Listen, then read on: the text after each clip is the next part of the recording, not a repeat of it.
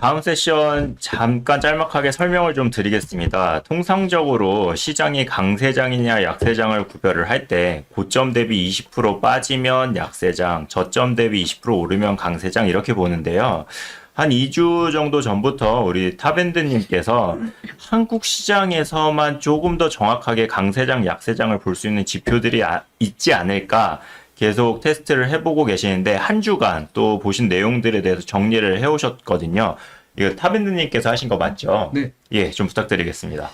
네, 이제 지난주 그 전무님이 모닝 브리프 때 저한테 숙제 내주신 거를 드디어 이번 주에 끝냈습니다. 이거 와. 만드는데 좀 시간이 많이 걸렸어요. 근데 되게 저 재밌었습니다. 옛날에 저 박사 때 그 계산할 때 저가 이제 계산 CFG라 그래서 컴퓨테이셔널 플루이드 다이나믹스로 이제 뭐 이렇게 기류 같은 거 해석하고 프로그램 돌리고 프로그램 짜고 이랬는데 약간 그때 생각이 나가지고요. 근데 잠깐 현타가 오긴 했어요. 내가 이 밤에 뭘 하고 있나. 그랬는데 하고 나서 제가 지인한테 이걸 딱 보여줬더니 이거 너무 재밌는 것 같다. 앞으로 계속 검증을 해보자고 이런 거를 본 적이 없다고 딱 그러더라고요. 그래서 되게 기분이 좋았는데 여러분들이 어떻게 받아들이실지 냉정한 평가 부탁드리겠습니다. 자, 그래서 오늘 좀 할 얘기는요. 전무님이 지난주에 볼린저 밴드 상단 돌파 종목 수도 좀 체크해 보는 게 어떠냐. 그 얘기라 52주 신고가 신저가 얘기를 하셨는데 제가 개인적으로 느끼기에는 일단 프로그램상으로 52주 신고가랑 신저가를 트래킹하고 프로그램을 갖다 돌리는 거는 너무 계산 시간이 많이 걸린다. 그러니까 시간 대비 효용이 안 나온다고 느꼈고 그 다음에 어떤 개별 종목 이슈 단으로 해서 52주 신고가랑 신저가가 나와서 그거를 약간 대표하는 게 좀 어렵지 않나 하는 생각이 들었고요. 거기에 무슨 의미가 있을까? 근데 이 볼린저 밴드라는 게 이제 전무님이 이렇게 차트 분석 이런 거 얘기를 해주시지만 볼린저 밴드는 2시그마, 그러니까 플러스 2시그마랑 밑에 중간선에서 마이너스 2시그마를 돌파할 때 볼린저 밴드 상단을 돌파했다고 하고 하단은 그러니까 표준 편차에 2시그마 빼기 한 걸 낮은 구간이라고 하는데 이 구간이요 확률적으로 95.4%의 확률로 그 안에 들어가게 돼요. 볼린저 밴드 그 안에. 근데 상단을 돌파하는 거는 나머지 4.6%의 절반이기 때문에 매우 적은 확률로 나타나는 현상인데 그 2.3%의 확률을 뚫고 났다라는 것은 그게 무슨 스토리든 실적이든 매우 강한 상승을 의미한다. 이런 기본적인 가정을 깔고 이런 거를 체크하면 어떤 시장의 양상을 알 수 있지 않을까 해서 아마 그런 의도로 전무님이 시키신 것이죠? 맞습니다. 네. 그래서 제가 한번 찾아봤습니다. 그래서 다음 페이지를 보시면은요. 그래서 26년 1월부터 현재까지 제가 프로그램을 한 달씩 돌려가지고 열심히 엑셀로 복사를 했는데 우측 왼쪽 상단에 있는 그래프는 빨간색은 이제 그 5일 평균을 이은 선이고요. 그 다음에 그 파란색 막대 그래프는 매일매일 그러니까 볼린저 밴드 상단 돌파할 종목 수가 몇 개인지를 나타내는 겁니다. 근데 이거는 선행 지표가 아니라 현재 시장에서 막 대외적이나 뭔가 시장에 큰 충격이 있거나 어떤 종목에 문제가 생기면 볼린저 밴드 상단 돌파 종목을 안 나오겠죠. 그리고 제가 지금 발음이 어려우니까 좀 축약해서 볼벤 상단 돌파 종목이라고 말씀드리겠습니다. 그래서 코스피 200, 코스닥 150 종목들을 26년 1월 3일부터 지금까지 계속 돌려왔어요. 근데 재밌는 게 뭐냐면 1월, 2월이 우리 장이 좋았잖아요. 그때 25, 평균 종목 수가 25, 21이 나옵니다. 그러면서 3월 달에 그 우리 이란 전쟁 이러면서 시장이 좀 조정이 왔었잖아요. 네. 그때 6종목, 평균 종목수. 그 뒤에 추이를 보여드릴 겁니다. 그리고 4월에 시장이 좀 좋았어요. 평균 종목수 17개. 이거는 월간입니다. 그리고 5월, 6월, 7월부터 시장이 약간 약세가 보입니다. 근데 5월달, 6월달에 9개, 4개가 나왔는데 지수는 삼성전자, 하이닉스 때문에 지수는 상승을 하는 종류였어요. 이걸 보고서 이게 어떤 시장의 에너지를 느끼는 게 아닌가. 제가 여기서 종목 수에 대한 그 범위는 사실 그냥 제가 지은 거예요. 이게 이렇게 구분하면 좋지 않을까? 앞으로 계속 테스트를 해봐야겠지만 이걸 가지고 시장의 에너지. 그러니까 앞서 말씀드렸던 키움증권 5주선이나 아니면은 그 외국인 현선물을 합친 거를 어떤 기울기는 지금 현재 시장의 어떤 분위기냐를 얘기한다면 얘는 지금 시장의 어떤 에너지가 어느 정도 수준이냐. 근데 이거를 보고서 이거 좀 이상한데? 나 이거 줄여야겠는데? 그런 어떤 현금 비율에 연결시켜서 하면 어떨까? 그런 생각이 좀 들었고요. 그래서 저기 날짜를 보시면 2월에서 3월 초에 미국이란 이스라엘 국지전이 발생을 했고 시장이 빠지니까 3월 달에 6종목밖에 안 납니다. 평균 종목 수예요. 그 다음에 4월 달에 주요 기업 실적을 발표하면서 시장이 좋아집니다. 그러니까 평균 종목 수는 17개. 그리고 5월 말에 단일 종목 레버러지 ETF가 상장을 하면서 종목 수가 줄어듭니다. 10 이하로 줄어들죠. 그러면서 계속 안 좋아져요. 저는 이거를 보고서 이거를 보면서 내가 만약에 연속 2달 10 이하가 되면 그때 막 현금을 한 60, 70% 만들어 놨으면 7월 말에 그러니까 상상이죠. 저의 껄모세죠. 상상이죠. 7월 말에 그냥 확 샀으면 그러면은 좀 마음이 푸근해지지 않았을까. 제가 딱 10% 현금을 가지고 7월 말에 코스닥 150이랑 코스피 200을 사가지고 수익이 좀 났었거든요. 근데 제가 레버리지 교육을 안 받아서 레버리지를 못 사더라고요. 예, 그래서 좀 그게 아쉬웠어요. 일주일만 들고 있고 딱 정리하면 더 많은 수익이 났었을 텐데, 그래서 요런 거를 그렇게 이용하면 어떨까. 다시는 이런 매 맞지 말자. 그런 간절함과 속상함과 원통함과 만상함을 이기기 위해서 전무님이 숙제를 주셨기에 한번 찾아봤는데 너무 재밌었습니다. 다음 페이지를 보시면요. 자, 그래서 1월부터 6월까지 볼벤 상단 돌파 종목수를 통해서 시장의 에너지를 좀 파악해 보자 그랬는데, 빨간 선은 5일 평균이고요. 파란 선이 매일매일 나오는 볼벤 종목 상단 수입니다. 근데 보시면 1월달, 2월달은 확실히 높아요. 보시면 60, 50 이렇게 돼 있잖아요. 그러니까 이미 20이 넘어가 있어요. 나오는 종목들이. 평균이 높습니다. 이거는 약간 그날 요일마다 다르지만 평균을 보시는 게 중요할 것 같아요. 5일선. 마치 우리가 주 5일선, 5주선을 되게 중요하게 생각하듯이 그렇게 보면 좋지 않을까? 근데 3월에 빠집니다. 3월에 막 내려가죠? 이거는 변화율도 되게 중요한 것 같아요. 그러니까 그 막대 그래프가 음으로 가느냐. 항상 주식은 미분값이라고 했으니까 음으로 가느냐, 양으로 가느냐. 근데 벌써 3월 달부터 조짐이 심상치가 않습니다. 5일 평균선이 떨어지면서. 그리고 4월 달에 초반에 기울기가 확 올라갑니다.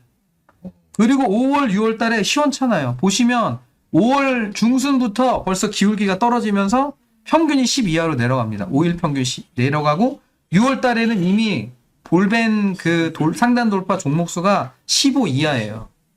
이런 걸 봤으면 이거 내가 좀 이상한데라고 느끼면서 팔았어야 됐나 그런 게 생각이 나서. 근데 이거는 이제 지난 거니까 앞으로 계속 시장이 바뀌면서 얘네가 어떤 식으로 나오나 계속 트래킹을 하면서 좀 완성을 시켜가야 되지 않을까, 좀 다듬어야 되지 않을까 그런 생각이 들었습니다. 그래서 다른 분들은 어떻게 생각하실지 모르겠는데 저는 매주 한국 주식 탑 20 하기 전에 요 자료랑 그 다음에 키움증권 5주선 그리고 이제 그 외국인 현선물 그 기울기를 같이 보여드리면서 막 시장이 올라가지만 우리는 이 지표를 보고서 움직일 거야라는 그런 거를 좀 따져야 되지 않을까. 남들이 환호할 때 조심해야겠다. 그리고 아까 말씀드렸지만 푸콜레이셔를 보면서 하면은, 그래서 제가 체슬리 AI를 구독했고요.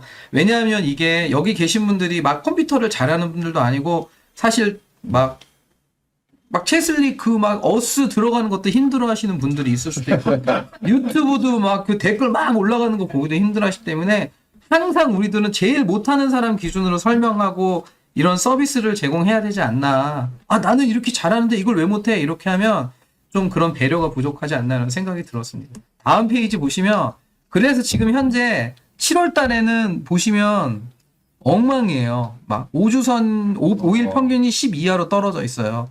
그 중간에 갑자기 많이 올라갔는데 그거는 이제 일시적인 거죠. 그래서 저는 평균이 되게 중요하다. 그런데 8월 딱 보시면 벌써 5주선이 이틀째 8월 4일부터 10을 돌파하면서 지금 빠르게 회복됐거든요. 그래서 지금 평균이 20이 넘었으니까 지금 강세다. 시장의 에너지가 굉장히 충만하다.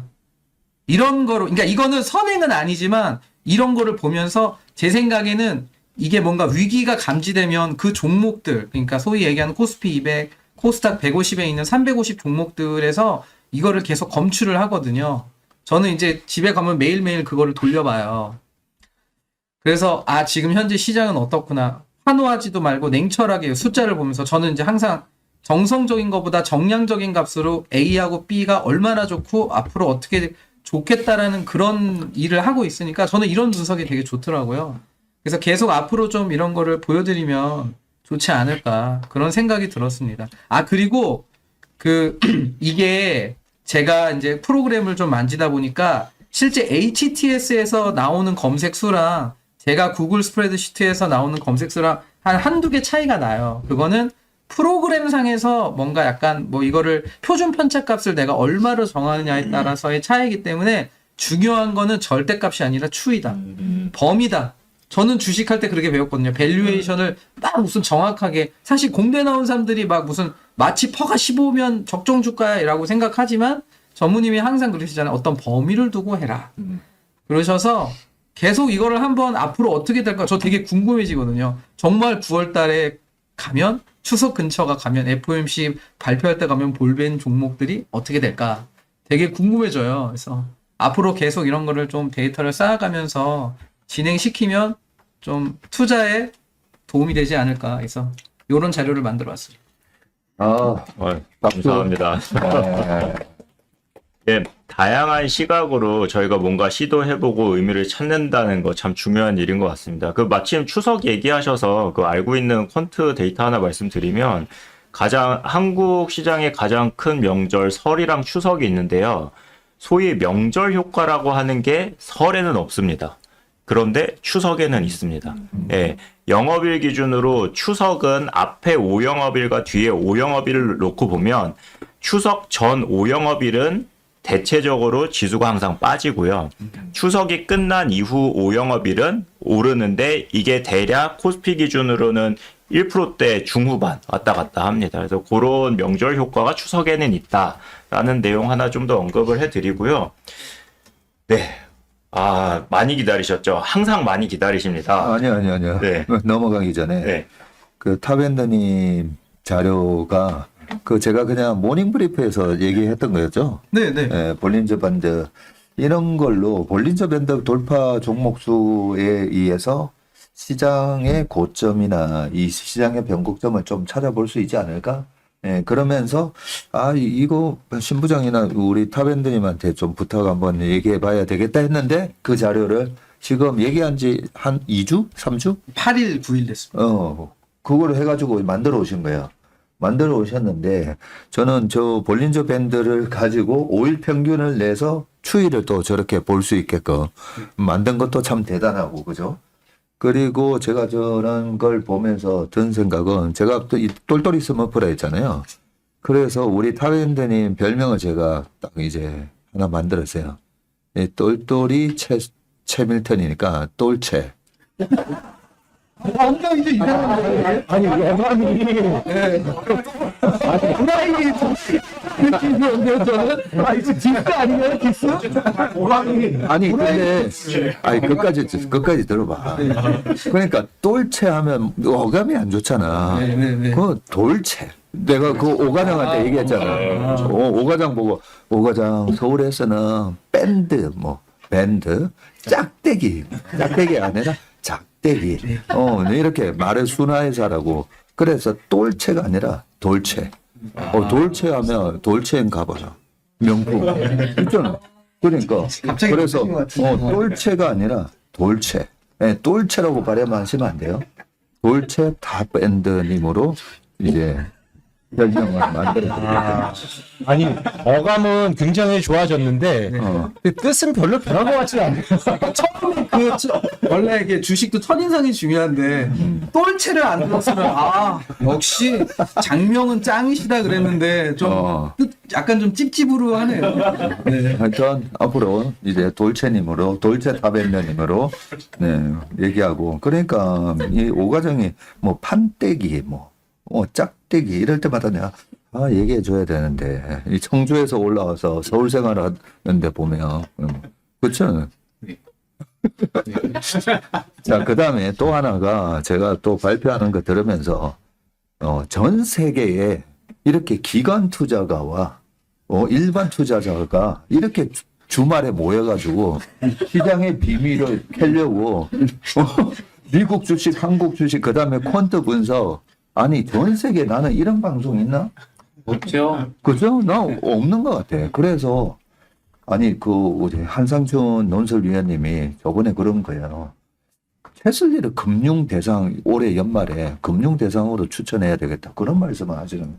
근데 한상춘 논설위원님이 진짜 대단하신 분이거든요. 뭐, 저희가, 그런 거는 아닙니다. 뭐, 그렇게, 절대, 저희는 그런 수준이 아닙니다. 그래 말씀드렸는데, 제가 보니까 우리 이 별주부전 이 코너는 금융대상 받을 만한 것 같아요. 그죠? 아니, 전 세계에 이런 프로가 어디냐고요. 그리고 사실 유튜브에 보면 막 너무 또 코미디스럽게 막, 그런데 제가 그것도 한 번씩 봤거든요.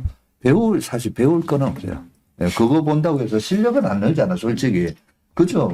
재미로 보는 건 괜찮은데 실력은 안 된다고, 솔직히. 그런데 제가 좀 뿌듯한 게 이 금융강국이 되려면 어떻게 해야 될까? 구체적으로 디테일하게 내려가다가 결국 금융무사 10만 명. 우리나라의 5,200만 명 중에 특히 주식하시는 1,600만 명에서 1,600만 명의 10%면 160만 명. 1%면 16만 명이잖아. 상위 1%를 얼마든지 제대로 교육만 시키면 이 진짜 금융고수가 될 수 있겠다. 그걸로 시작해서 금융고수 10만 명 양성. 뭐 이렇게도 만들어 봤는데, 지금 우리 이 별난 채밀턴 분들 나와가지고 진짜 발표하는 거 보면 정말 대단하잖아요. 우리 뭐 햄버거 님도 마찬가지고, 클리어 님도 저는 뭐 깜짝깜짝 놀라잖아요. 우리가. 소 박사님. 네. 어때요? 저가 그래서 매주 나오는 게 저도 배우는 게 많아서. 그죠? 네, 아니, 그럼요. 우리 같이 이 제도권에 있었던 사람도 지금 이 3시간이 사실 좀 기대가 되더라고요. 이번 주 토요일 날은 또 어떤 종목으로 또 새로운 시각들. 우리는 이래 약간 이 틀에 빠진. 예.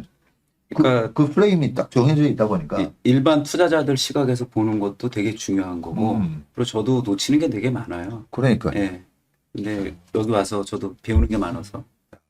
그래서 저희 아버지께서는 일 벌리는 거 좀 말려라 하셨는데, 이 별주부전은 진짜 잘했다. 진짜 그런 생각이 듭니다. 하여튼 다들 너무 감사합니다. 탑밴드님. 네. 너무 감사해요. 제가 이거 올밴드 보면서 저는 이 5일 2평이 빠질 때, 그죠? 네. 그 다음 달 조심해야 되구나.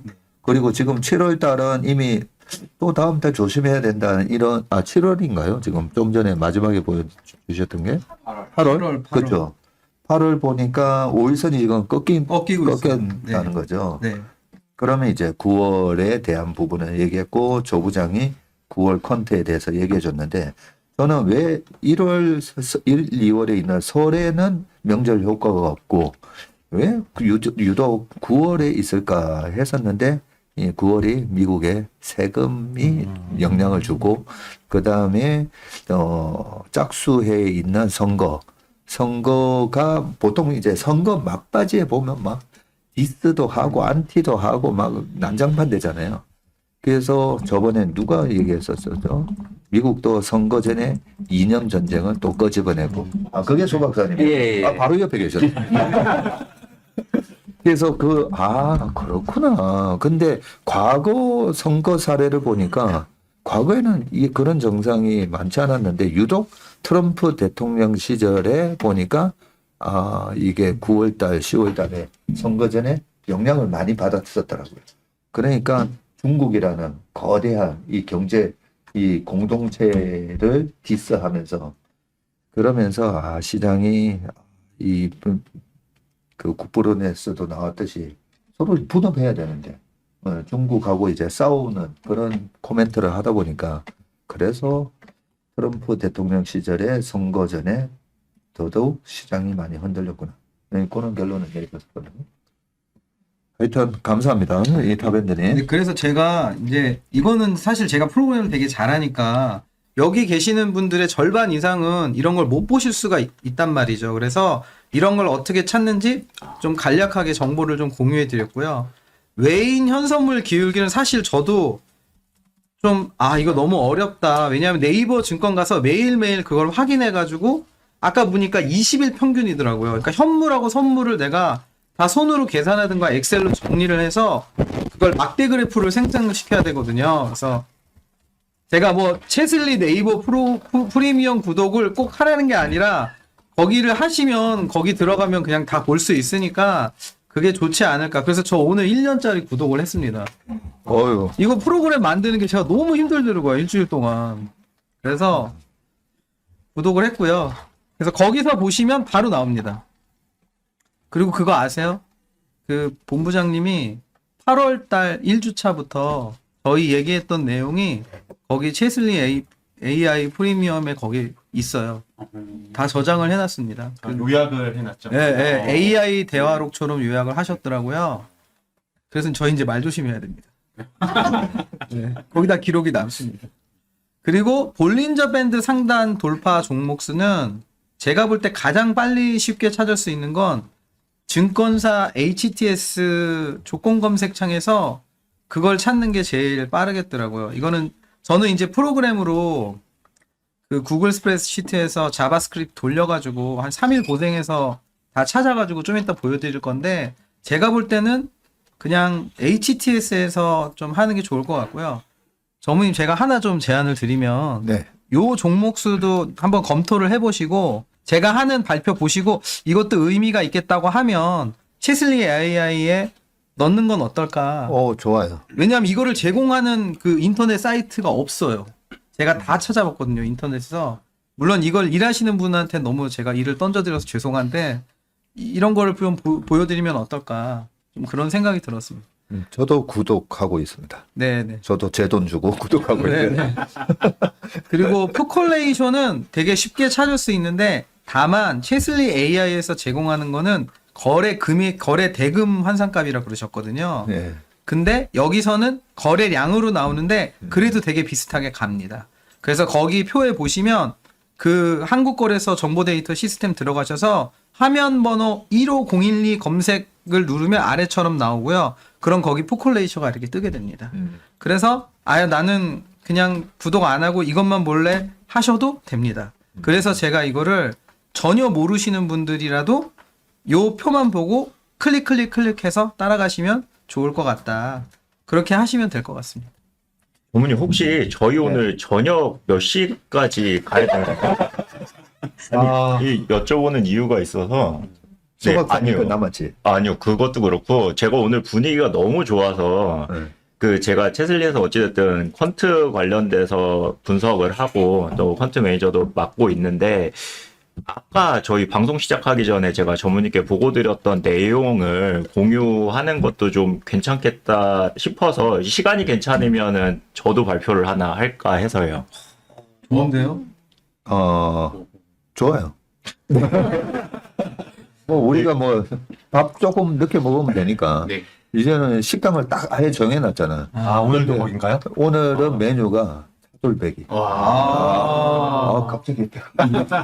말씀 안 하셨어야지 좀. 자, 빨리 그러면. 일단 저희가 뭐 많은 방송이나 이런 데서 퀀트적으로 볼 때는 월별 계절성이 있다 이런 얘기 많이 들어보셨는데 보통 통상적으로 3분기는 안 좋다라는 이야기도 많이 들으셨을 거예요. 근데 그거에 대한 이유로 항상 3분기에는 미국의 연방정부 회계 연도가 끝나기 때문에 정부가 다음 회계 연도에 돈을 어떻게 쓸지 모르는데 기업들이 과연 어느 쪽에 투자를 해야 되고 이런 스탠스를 잡기 어렵기 때문에 그런 부분이 있어서 항상 3분기는 미국이나 그리고 또 동기화되어 있는 한국도 주식시장이 안 좋다 이런 내용까지가 통상적인 설명인데요.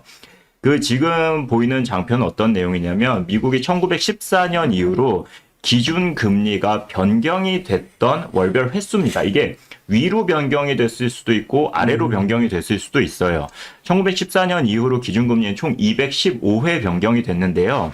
가운데 진한 파란색을 보시면 8월입니다. 26번으로 가장 많이 변경이 됐어요. 근데 이렇다고 해서 3분기에 안 좋다? 이건 말하기 어렵습니다. 왜냐하면 뒤에 보시면 11월, 12월도 상당히 높거든요. 그러면 오른쪽에 있는 표를 보고 우리가 얘기를 할 수 있겠는데요. 8월을 보면 인상이 가장 많이 됐던 게 15회로 8월이었습니다. 기준금리, 인상이? 예, 금리 인상이 가장 많았던 게 8월이고요. 그러면 아까 우리가 표를 봤듯이 11월, 12월도 많은데 그거에 대한 답을 드릴게요. 11월이 인하가 가장 많이 됐었던 달이고요. 아. 연이어서 12월과 1월이 인하가 두 번째로 많았던 달입니다. 그래서 이거를 우리 실생활이랑 조금 비교를 해서도 제가 아까 전문의께 보고를 드렸었는데 통상적으로 우리가 인센티브나 이런 걸 연초에 많이 받잖아요. 그렇게 생각을 하면 국민들의 소비가 늘어나고 그렇게 소비가 늘어나면서 인플레이션이 올라가게 되면 정부에서는 금리를 인하 결정을 하게 되는 게 보통 3분기 정도가 될 가능성이 있다. 그래서 이게 좀 반복이 되는 거 아닐까라고 제가 아까 결론을 내고 전문의께 말씀을 드렸었거든요. 그래서 계절성이라는 게 퀀트라는 게 결국은 그냥 최종적으로 보여준 숫자를 보고 이야기를 하지만 그 이면에는 여러 가지 이유들이 있을 수 있다 정도 그냥 알고 넘어가시면 좋을 것 같습니다. 네, 이상입니다.